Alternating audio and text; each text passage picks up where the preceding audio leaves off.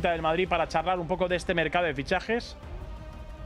Y ya si luego más tarde podemos volver a conectar con él, porque claro, hay mucho lío con todo el cierre de mercado en Inglaterra. Recordamos que ha sido el cerrar a las 8 de la tarde, en este caso el mercado inglés. Ya podemos hablar con él y nos cuente un poquito por encima, ¿vale? Así que ahora, en cuanto esté Pablo Montaño, que le intentaba retrasar un poquito la hora, pero yo creo que va a entrar un poquito más tarde. Hablamos con él. Bueno, mercado de fichajes de alguna manera ha sido movido para el Real Madrid, porque es verdad que el Madrid es un equipo que no se suele mover muchísimo en los mercados. Sabe que, bueno, es un equipo que suele ser, bueno, pues yo no voy a decir de puño cerrado, pero sí es verdad que cuando va a gastar por un jugador lo tiene que tener muy claro. Pero es verdad que viendo la temporada que veníamos, pues yo creo que el Madrid necesita fichar.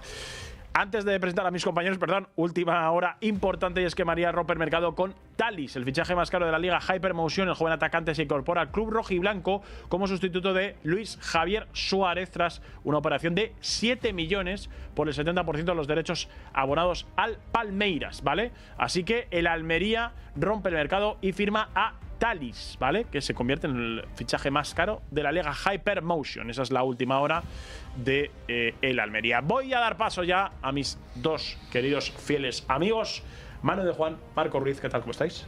¿Qué tal? ¿Cómo estás? Muy bien. Iba a deciros eso, ¿estáis de acuerdo conmigo, no? Vosotros habéis ido al Madrid muchos años.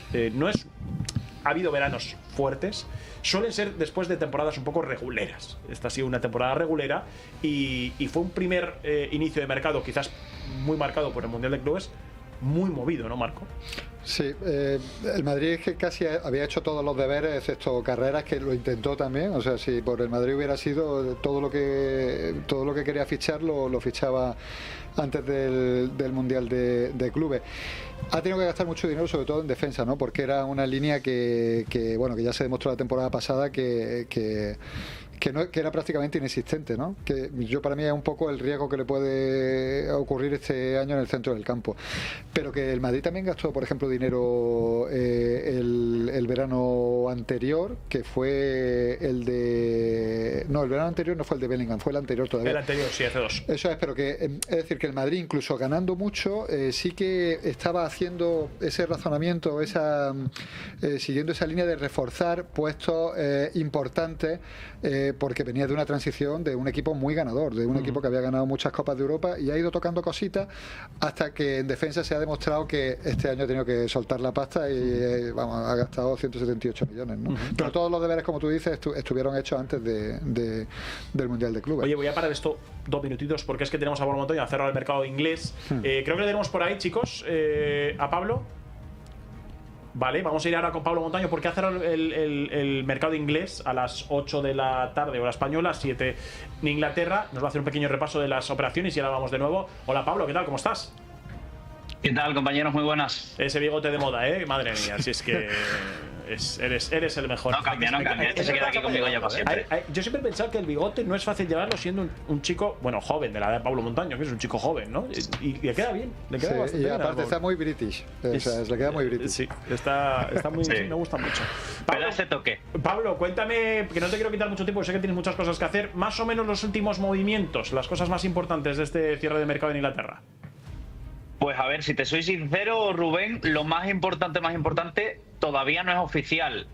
Se da prácticamente por hecho que son los fichajes de Alexander Isak por el Liverpool y de Gigi Donnarumma por el Manchester City, pero no son oficiales. Ha cerrado el mercado en Inglaterra con un asterisco, porque los clubes que hayan alcanzado un previo acuerdo, no que hayan cerrado el traspaso, pero sí que más o menos hayan acordado un fichaje en el tiempo previo a las 7 de la tarde en Inglaterra, a las 8 en España, tienen 2 horas más de margen al presentar el que se le llama aquí deal sheet, como un documento que firmen todas las partes dando su consentimiento de que el traspaso va a acabar cerrándose. Y tienen entonces Liverpool, Manchester City y el resto de equipos de la Premier que tengan encaminadas alguna incorporación, pues tienen ese margen de 2 horas para ya sí cerrar y completar todos los trámites. En esas 2 horas pues se deberían hacer oficial tanto el fichaje de Alexander Isak por el Liverpool, 150 millones de euros, el fichaje más caro en la historia de la Premier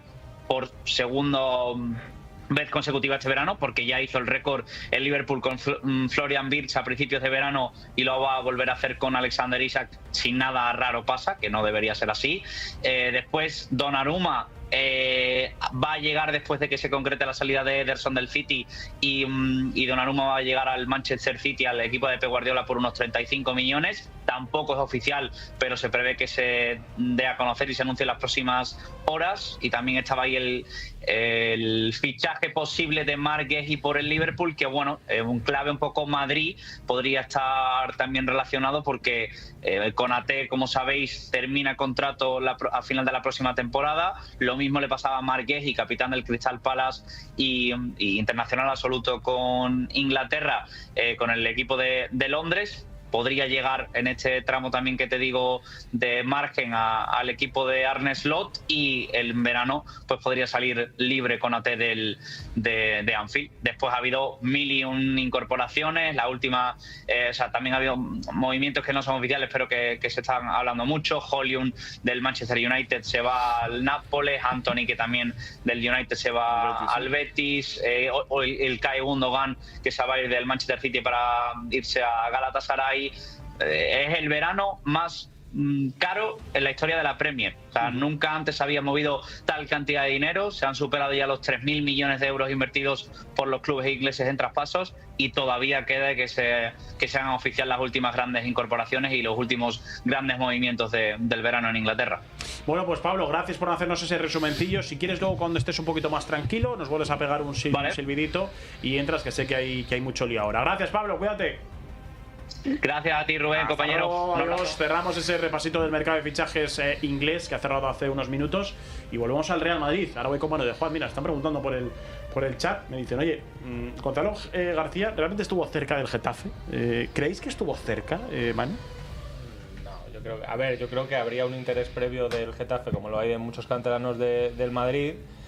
Lo que pasa es que faltaba que por suceder lo del Mundial de Clubes. Yo creo que una vez que metió, ya no te digo ni siquiera el resto de los goles, desde que metió el primer gol en el Mundial de Clubes y Xabi Alonso vio un poco el rol que podía hacer, yo creo que decidió que se lo iba a quedar. Yo creo que no, cerca, o sea, no ha habido una negociación firme como para que se fuese para allá. O sea, podía haber un deseo, claro, pero es que el Getafe pregunta por una barbaridad. Bueno, y muchos equipos, el Alavés es otro caso también, que prácticamente todos los veranos llama y suelta 10 nombres al aire esperando que le caiga algo.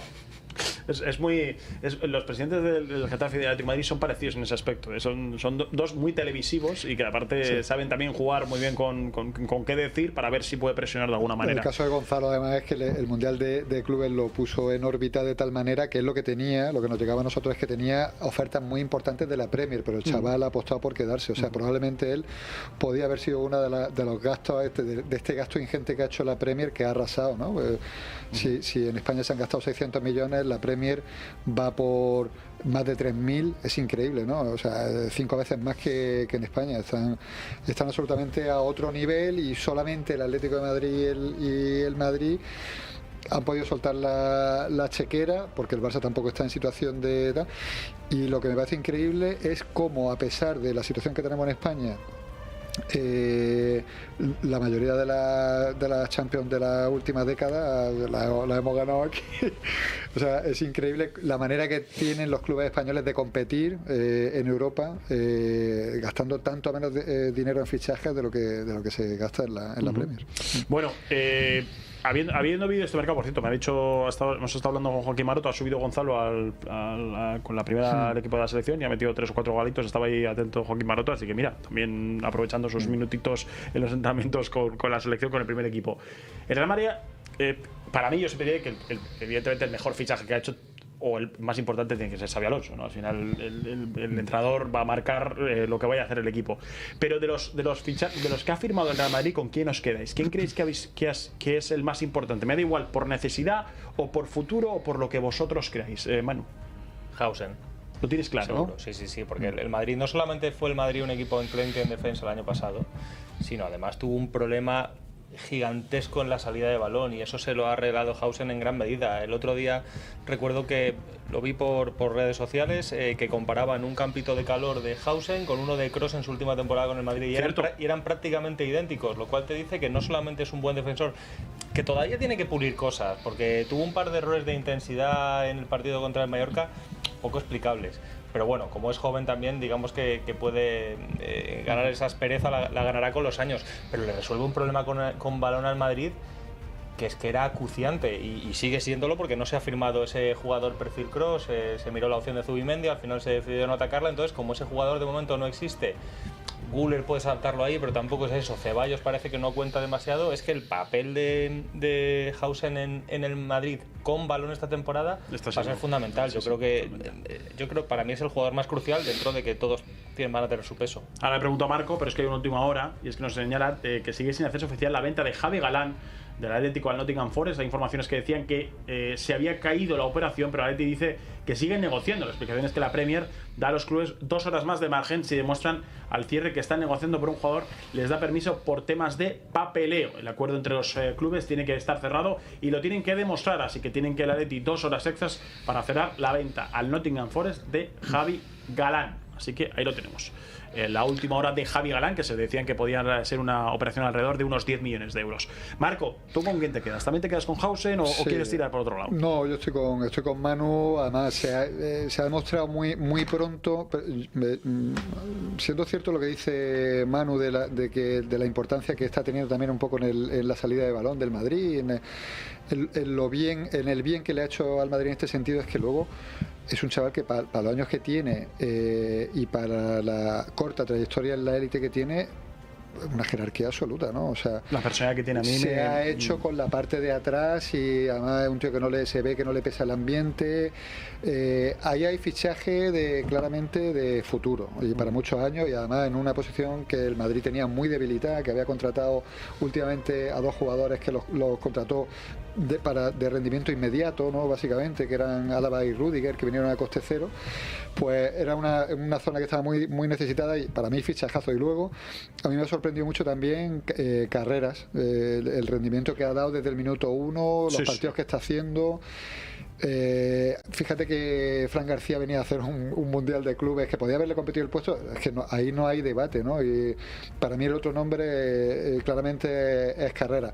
Luego Alexander Arnold yo creo que ha empezado en plan diésel, porque un chaval así porque es relativamente joven, tiene 24-25 años, pero tan de allí, tan de Liverpool. Eso os quería preguntar a los dos. ¿Qué creéis que porque es verdad que da la sensación de eso, ¿no? Como timidez también jugando, ¿no? Yo sigo pensando que se le ven cosas, evidentemente es un jugadorazo, tiene un pie increíble, pero es muy débil o da la sensación atrás. Todos necesitan un periodo de... Bueno, es que lo que hizo Jude Bellingham aquel año cuando llega eso no es normal, ¿no? Pero hay que tener esa paciencia, ¿creéis, Marco? Bueno, a ver, él está acusando, es el que más está acusando el cambio, pero creo porque viene de una cultura tan hecha de allí, de Liverpool. Es como si tú de repente sacas a un tío de aquí, de la casa, que ha pasado por todas las categorías inferiores de la cantera del Madrid, que ya es estrella en el Madrid, que tiene su vida tan hecha, y de repente lo mete en otro mundo, en otro idioma, le está costando, al que más trabajo le está costando, porque si veis el resto de fichajes, pues Carreras, Hausen son españoles, Mastrantona es hispanohablante. Es decir, yo creo que van a tener una adaptación bastante más fácil ellos que Alexander Arnold. Y aún así, aunque ha empezado en plan timidete y sin querer no pisar ningún callo en la plantilla y tal, pero en el último partido ya se le vio que no solamente en ataque, que pudieron ser 2 pases de gol a Mbappé que no lo fueron por poco, sino que luego tuvo una acción decisiva también en defensa. Yo creo que este fichaje, sobre todo que el Madrid es que no ha pagado nada de dinero, también es un gran fichaje. Yo ahora creo que el próximo debate en el Real Madrid me pasa a mí que se va a centrar en Mastrantona, que este sí que va a dar un poquillo que hablar, porque se han puesto unas expectativas muy elevadas en él, como que era el anti-Lamine Yamal, que es la próxima gran figura del fútbol mundial. Es muy jovencito y yo creo que le va a costar más trabajo del que la gente presuponía. No sé si Manu está de acuerdo un poco con eso. Sí, ¿no? de los dos te pregunto, porque quizás solo Álvaro Carreras, tú lo has dicho, Hausen también han sido absolutamente increíbles. Son los dos que están dejando algo más de dudas, se puede decir. Sí, a ver, Trent no empezó bien. El mundial que hizo, pues pues tampoco se le vio, digamos, a pleno rendimiento y no se le vio tampoco en el partido contra Osasuna. Contra el Mallorca ya estuvo mejor. Yo no veía todos los partidos de Liverpool, pero a mí me consta por gente que sí que los veía que eso de que es un jugador distraído en defensa es algo que ya le pasaba allí. O sea, es un lateral que digamos que funciona más para adelante que para atrás. Yo siempre he pensado que el Madrid lo estaba trayendo también un poco porque Xabi Alonso a lo mejor pensaba instalar el sistema de 3 centrales y eso, quieras que no, al lateral le da un poquito de carta blanca para distraerse en defensa y profundizar más en ataque. Además es un dibujo en el cual digamos que los extremos duros la mayoría de las veces las pierdes, entonces quieras que no, los laterales te hacen un poco ese rol. Pero bueno, la realidad es que de momento no ha sido así. Yo creo que el principal problema para Alexander Arnold es que yo creo que ninguno nos imaginábamos que Carvajal, después de romperse 3 ligamentos de una rodilla, volviese al nivel al que está volviendo a muy buen nivel. Es un burro competitivo. Yo creo que la palabra clara es burro, porque yo creo que a veces puede incluso excederse, ¿no? Pero yo creo que no sabe hacerlo de otra manera. Es que se le ve hasta en la cara la determinación que tiene cuando sale, aunque salga en los últimos minutos. Deja su huella en los partidos, o sea, cambia el partido para bien. Se nota que está Carvajal, siempre digo, ¿no? Es una cosa que... Y ojo, que Xabi Alonso, el listo, vamos, que es un tío muy de fútbol, ha estado en el Madrid y sabe la importancia que tiene también, la ascendencia que tiene en el vestuario Carvajal, y necesita tener un poco eso también de su lado, Xabi Alonso, para hacer que el Madrid funcione. Necesita tener alguna vaca sagrada, ¿no?, de lo que se decía antes, que tenga un papel relevante para que tire de los demás. Y yo creo que Carvajal me da la sensación de que le va a disputar el puesto claramente a Alexander Arnold, y yo para los partidos importantes quiero ver cuando pase un poquito más la temporada, ¿no?, que haya cogido un poco más de vuelo la temporada. Quiero ver en ese partido gordo quién va a ser el titular, en ese primer partido gordo del Madrid. Yo sigo pensando, evidentemente no podemos pensar que a lo mejor Carvajal puede volver a aquella temporada, ¿no?, que el Madrid gana la Champions con un gol suyo de cabeza, a ese nivel por la lesión que ha tenido. Pero es que Carvajal a ese nivel, por muy Arnold que tengas, yo creo que Carvajal es mejor. No, y con el 80, vamos a ver, Carvajal es el mejor lateral derecho de la historia del Madrid. Eso por empezar. Y es mucho más jugador que Arnold. ¿Cómo? Por lo menos. ¿Te olvidas de Michel Salgado? No, hombre, mucho cariño para Michel, pero hombre, yo creo que por rendimiento individual de futbolista, también por palmarés, yo creo que habría poca duda. Yo creo que Xabi Alonso tiene una cosa a su favor, y es que tanto en el tema del lateral derecho como en el tema del central va a tener una cierta excusa para hacer rotaciones muy habituales y no tener que decantarse muy rápido. Sí, pero las habichuelas son las habichuelas. Claro, pero cuando ponga a Trent, no, porque Carvajal tampoco lo puedo sobrecargar mucho porque está ya la lesión. Cuando ponga a Carvajal, no, porque a Trent le podrá decir, no, es que a Carvajal le tengo que ir dando yo también juego y tal para que vaya pillando nivel. Y eso mismo pasa en el central con Militao y con Rüdiger. Todos pensamos que de momento Militao está por delante, pero vamos a ver mucho cambio. El propio Militao se lo ha transmitido así al cuerpo técnico, que le gustaría que fuesen con un punto de calma con él, porque creen que sobrecargarle demasiado pudo ser el motivo por el cual tuvo esa segunda lesión el año pasado. Estoy seguro, pero es que cuando está Militao en el campo es que se nota mucho, ¿eh? Sí. Pero vas a ver cómo van hasta enero. Si quieres, mira, hacemos una cosa, hacemos este programa de nuevo en año nuevo y vamos a mirar los minutos que llevan jugados Carvajal, Trent, Militao y Rüdiger. Vas a ver cómo vas a estar más ahí. o menos vas a ver si cómo no hay una lesión. Luego, claro, está el tema de quién juega en el Madrid-Barça, quién juega en el Madrid-Atleti, quién juega en el partido gordo de Champions contra el City, contra el Liverpool. Yo creo que en este momento Militao y Carvajal. Yo creo. Mira, me pregunta, creo que además lo has dicho tú sin leer la pregunta. Preguntaba Steizan por aquí, además le mando un saludo enorme, es un seguidor también de AS y habla muy bien del Madrid. ¿Qué porcentaje de Carvajal Prime creéis que le quita el puesto a Trent? Él dice que cree que al 60%. Entonces creo que te he oído como al 80% Carvajal le puede quitar ese puesto a Trent. Está difícil. Sé que es dilagar mucho, ¿no? O sea, yo creo que el mejor Carvajal es mucho mejor que el mejor Trent. El 60 a lo mejor es quedarse un poco corto, venga, el 70, 75. No, hombre, Carvajal es que la lesión le vino cuando estaba tercero, ha sido tercero, creo, fue del Balón de Oro. O sea, estamos hablando de un jugador que estaba en su top, a pesar de la edad. Y yo creo que por sus cualidades físicas, por la constitución que tiene, no le va a pasar, bajo mi punto de vista, no le va a pesar tanto la lesión de rodilla, porque ese tipo de fisionomía recupera mucho mejor ese tipo de lesiones porque es un músculo más corto, porque él está muy fuerte, y sabes de musculatura, es un tío que yo creo que no le va a pesar tanto la lesión y va a ser fácil volverlo a ver. No le ha pasado así a Álava, por ejemplo, a Militao también le ha costado trabajo, pero yo creo que Carvajal tiene una constitución que va a recuperar mucho mejor ese tipo de lesión, y cuando se lesionó es que claro, no podía haber duda con respecto a Alexander Arnold, porque estamos hablando del que fue tercero en el Balón de Oro. Bueno, hemos hablado un poquito de los fichajes, de las llegadas, de las posibles.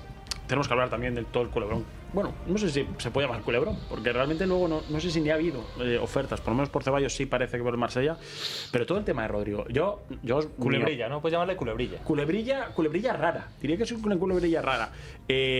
¿Cómo habéis vivido todo el tema de Rodrigo y si realmente le habéis visto en algún momento muy fuera del Madrid? Porque yo reconozco que yo sí, yo pensé que después del Mundial de Clubes, de no tener tantos minutos, de quizás él sentía que él era titular en este equipo y que de repente no lo era. ¿Le habéis visto fuera en algún momento? Yo te digo una cosa, el que se ha visto fuera es el propio Rodrigo, por la actitud que tuvo al final de la temporada pasada. Rodrigo que no, y yo creo que eso no es verdad. No, el que se ha visto fuera del Madrid porque se ha pensado que era probablemente mejor o que podía tener un papel más relevante en el Madrid de lo que estaba teniendo al final de la temporada pasada y de lo que él intuía que iba a tener en esta temporada, era el propio Rodrigo, por la actitud que tuvo al final de la temporada pasada. Yo creo que él o su entorno, pues yo realmente no manejo mucho de su entorno, Manu quizás sepa algo más, pero yo creo que se pensaban que iba a llegar alguna oferta muy buena. Pues a mí me cuesta pensar que no hayan llegado, ¿eh? No, a ver, te digo una cosa, el Madrid, lo que ha deslizado es que al Madrid no ha llegado ninguna oferta por Rodrigo, y luego eso sí, de la parte de Rodrigo, que se ha filtrado, pues se ha filtrado no sé qué del Tottenham, no sé qué, pero se habló del City cuando salieron un par de jugadores, como que existía esa posibilidad, pero yo creo que si al Madrid si al Madrid le llega una oferta por Rodrigo, ¿tú te crees que no lo iba a vender o que no hubiera trascendido de verdad, como si ha trascendido la de Ceballos? La de Ceballos ha trascendido. Bueno, lo que ha llegado, el club, el top que ha llegado a por Ceballos ha sido el Marsella, que bueno, que es un equipo que juega Champions, que pagaban 15 kilos y le mantenían más o menos el estatus salarial que tenía en el Madrid, y ha decidido no irse, y además ha hecho bien, porque tú te vas ahora mismo al Marsella y allí deportivamente mueres. En el Madrid, los pocos ratos que tú vas a tener en el Madrid, mediáticamente va a tener mucho más escaparate con esos pocos ratos que tiene en el Madrid que siendo titular en el Marsella, porque en el Marsella se te van a ver, y no todos, algunos partidos de la Champions, y no todos, porque dime tú a mí quién ve los partidos del Marsella, como no juega con un equipo español, o sea, está fuera de todo, ha hecho bien no yéndose. Pero Rodrigo, yo creo sinceramente que él se pensaba que tenía mucho más mercado, que tenía, y el Madrid, si le llegan 60-70 kilos por Rodrigo, tal y como está económicamente el Madrid con el gasto que ha hecho y tal, con un lazo, bajo mi punto de vista. ¿Tú qué sabes, Manu, el tema de Rodrigo? Bueno, a ver, desde hace ya un cierto tiempo, o sea, al principio guardaron como una especie de silencio administrativo en el entorno de Rodrigo cuando sucedió aquello de la final de la Copa del Rey. ¿Cierto? Y todo lo que vino después, lo que sucedió en el Mundial de Clubes, el poco protagonismo. Y al tiempo de eso lo que sí que transmitieron es que no se quiere ir, que no se quiere ir y que se iba a quedar en el Madrid. Y todos lo entendimos, yo también lo reconozco, como una estrategia negociadora para en la última semana esperar a que llegase alguna oferta y al final forzar un poco al Madrid a que negociase a la baja. Y al final, si negocias a la baja, siempre puedes pedir un poco más de salario, ¿sabes? Lo que no pagas en traspaso, pues ya me lo pagas a mí. Pero la realidad, y yo por lo menos esto lo sé desde hace unos pocos días, es que oferta en firme no han recibido. En el Madrid no han recibido y Rodrigo tampoco ha tenido ninguna propuesta en firme. Lo que sí que ha hecho Rodrigo es decidir morir con las botas puestas. Ha dicho, el puesto que a mí más me gusta es la izquierda y yo quiero ya dejar de ser el comodín de ahora me pones a la derecha, ahora me pones de segundo delantero, ahora soy punta el día que no está el punta. Le ha dicho a Xabi Alonso, y creo que Xabi Alonso está de acuerdo, que quiere jugar en la izquierda. Entonces lo que tenemos esta temporada es una competencia Vinicius Rodrigo, que nos podría parecer ciencia ficción o una flipadura por parte de Rodrigo hace un tiempo, pero oye, el otro día lo puso, no jugó mal y Vinicius espabiló, salió y marcó y asistió. Y ya al día siguiente titular y volvió a marcar. Quiero decir que a lo mejor es una competencia de la que ambos pueden salir beneficiados en el corto plazo. Lo que no es algo que se pueda mantener eternamente, pues Rodrigo ha demostrado que no es un futbolista que sepa encajar muy bien, no tener un rol muy protagonista. Recordemos que dio unas entrevistas en las cuales insinuaba que si las cosas no iban bien se iría del Madrid a unos días de jugar una final de Champions en una temporada en la que había sido titularísimo durante toda la temporada sin discusión. Entonces eso ya te habla de un jugador que a la mínima se desestabiliza. Pero por lo menos esta temporada ha decidido que se quiere quedar en el Madrid y que quiere competir en su sitio. Y dice, a mí ponme en mi sitio, y en mi sitio voy a intentar demostrarte que soy mejor que aquel. Yo he de decirte que ojalá, o sea, esa competencia en la banda izquierda, ¿quién querría esa banda izquierda, ¿no? En Europa, tener a Vinicius y a Rodrigo. Pero exactamente lo que dices tú, por eso me extraña, porque Rodrigo ha dado un perfil de pensar A y ahora parece que ha cambiado todo a pensar. Pero por lo que dice Marco, porque no le han entrado las ofertas que a lo mejor él pensaba que le podían entrar. O mi pregunta es, ¿la situación de Vinicius tiene algo que ver? No, a ver. No, digo la situación del contrato. No, a ver, yo creo que Rodrigo poco a poco ha ido también viendo lo que estaba pasando. Ya no es una cuestión de que fue real la pérdida de protagonismo la temporada pasada. Él estaba muy pendiente, es verdad, de la situación de Vinicius, porque se empezó a hablar de que Vinicius estaba renovado y tal, y eso, ahí sí que tenemos información de que eso está estancado, y es una prueba de que el Madrid no tenía tan claro, porque si tú quieres renovar a un jugador como Vinicius, realmente tendría que estar renovado ya. Termina en 2027, o sea, entra en los últimos, dentro de poco, en los últimos 18 meses de contrato. Eso es una locura para un jugador de ese calibre, porque ya empieza a correr el riesgo de que se te vaya gratis en 2027. Entonces, que el Madrid no haya renovado a Vinicius es indicativo de algo, de que el Madrid está diciendo, bueno, yo tengo a Mbappé, no sé qué, pues a lo mejor Vinicius, me gustaría venderlo, no creo que quiera que se vaya gratis, evidentemente, y Rodrigo está pendiente de esa situación, lógico, pero Rodrigo ve, por un lado Vinicius, ¿qué tal? Luego, por otro lado, estoy jugando menos, no he jugado nada en el Mundial de Clubes, pero para Rodrigo es fundamental que le fichan a Mastantuono. Es que eso es un zapatazo. Es que por eso digo que todos los alicientes daban a ellos, ¿no? Y encima el Madrid desliza que Mastantuono ha venido para jugar como ha sido así, porque Mastantuono con 4 entrenamientos estaba jugando ya en el primer partido y luego ha sido titular en los 2 siguientes. O sea que Rodrigo ha ido entendiendo poco a poco y de su actitud que... Y luego, por otro lado, yo creo que Rodrigo siempre ha pensado que él merece más estatus del que ha tenido en el Madrid. ¿Acordáis? No sé si fue una portada que se hizo... Bellingham, Vinicius y Mbappé y dice, ¿y yo qué? ¿No? O sea, él mismo viene reclamando ese espacio que bueno, que no sé si, bueno, cada uno al final termina teniendo el espacio que tiene, y yo creo que él ha pensado que tenía más espacio del que realmente le correspondía en el Madrid, pero Vinicius le afecta, pero no es evidentemente lo que más le afecta. Lo que le afecta a Rodrigo es, por un lado, que Güler, el Madrid apuesta por él, eso le quita sitio. Por otro lado, que Brahim no desmerece mucho lo que hace Rodrigo, y fundamentalmente que ha fichado a un tío por 60 millones más tontono que el Madrid ha decidido que quiere que juegue. Entonces eso deja, yo lo de la banda, lo que dice Manu de la banda, que Rodrigo probablemente haya dicho, ¿no? Porque esto es información, que quiere jugar en la izquierda y tal, ahí también se equivoca, porque Rodrigo no puede disputarle el puesto a Vinicius de ninguna de las maneras. O sea, yo también lo creo, por eso digo, y aparte que no tiene mucho sentido según lo que ha ido demandando él, ¿no? En el Madrid. Es que la máxima aspiración, ahí hay unos cuantos sitios. Tienes que ser el primer cambio, porque los que juegan de titulares están claros, que son Vinicius y Mbappé como mínimo, y luego Mastantuono, y si no es Mastantuono va a ser Güler, y luego ya pues tú tienes que intentar estar por delante de Brahim y tal. Pero claro, si tú dices que solo quieres jugar en la izquierda, pues te estás quitando posibilidades, ¿no? Porque el otro día entró Brahim antes que él, hasta que decidió quitar a Vinicius ya, y lo puso a la izquierda a Rodrigo. Pero el primer cambio, tú tienes que aspirar a ser el primer cambio. Cuando quitan a Mastantuono, entra Brahim, no, tú tienes que intentar ser el primer cambio, entrar por Mastantuono, aunque sea a la derecha. Bueno, cerrando esto, porque estoy quitando un montón de tiempo, simplemente un apunte más. Vamos a pensar en el futuro del Real Madrid en cuanto a fichajes. Se habla mucho de Konaté. Yo también escucho Upamecano. Yo, de verdad, no son gustos. Espero que no. Espero que no. Tampoco soy muy fanático de Konaté, ¿eh? No es que sea mi fanático. Pero de Upamecano todavía menos. Todavía menos. ¿Qué veis en el futuro? Porque entiendo que todo, evidentemente, las temporadas son largas. Cómo hagas la temporada también interviene, pero también se ha sonado Rodri. ¿Qué creéis que es el futuro? ¿Qué es lo que veis más posible? Hombre, más necesario, sin ninguna duda, es un centrocampista. Es un jugador estilo Kroos y también estilo Modric, pero más estilo Kroos. el Madrid ha perdido esa figura, no la ha recuperado el año pasado, se pensó que bueno, ya está, que sacamos a Kroos, metemos a Mbappé, este va a ser un Madrid que va a atacar de forma más vertical, más vertiginoso, va a marear menos la perdiz, pero luego se dio cuenta de que hasta para marear poco la perdiz, un tío como Kroos es importante, un tío que te lance las jugadas y que te ayuda a sacar el balón desde atrás. Eso lo ha cubierto un poquito, como hemos comentado con Hausen, pero tiene que buscar ese perfil.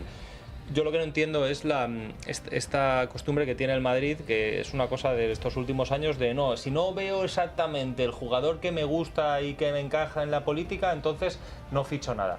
No, hombre, hay fichajes intermedios, hay oportunidades de mercado, soluciones para 2-3 años hasta que te salga ese jugador que crees tú que es generacional para la próxima década. José Lu fue una oportunidad de mercado, no pegaba ni con cola en la política deportiva, en la política de fichajes de Madrid en los últimos años, pero oye, salió la oportunidad, lo fichó y vaya servicio que dio. El año pasado, por ejemplo, Kimmich estaba a un año de cerrar, de acabar contrato con el Bayern.